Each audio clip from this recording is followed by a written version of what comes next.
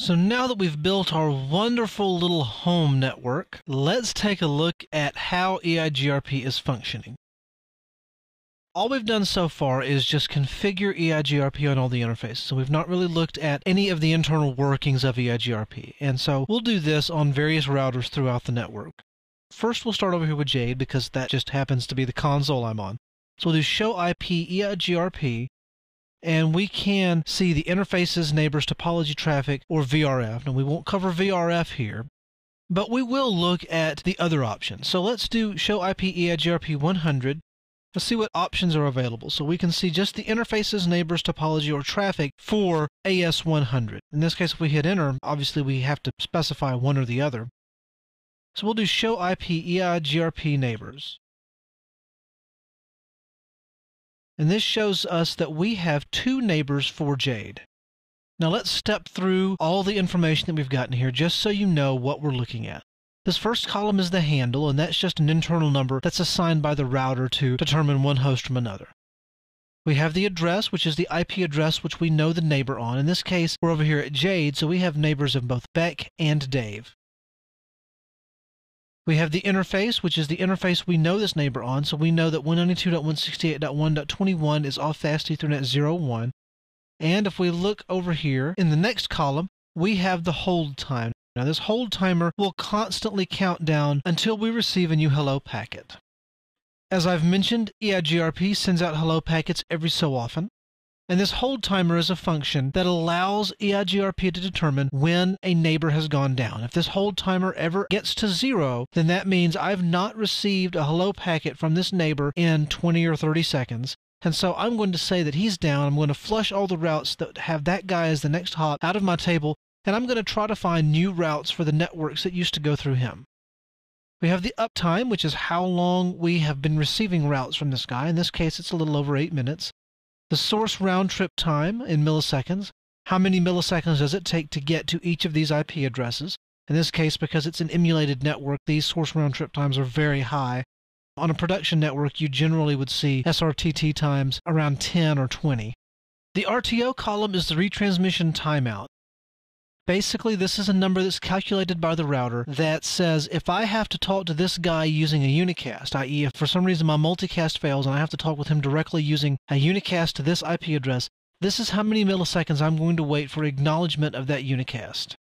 The queue count is exactly what it sounds like, the number of packets that are queued for this particular host. Normally on fast links, that queue count should always be at 0. If you have a really slow link, like a 56K or 128K ISDN, you might see numbers in the queue count column. But so long as they're not constantly climbing and they're not in the hundreds, then you know EIGRP and the link is working as it should. And the sequence number is the sequence number in the EIGRP hello packet as received from this neighbor. So that's the neighbor table in a nutshell. Let's look at the next table that you generally look at when you're doing troubleshooting, which is the topology table. So we'll do show IP EIGRP topology.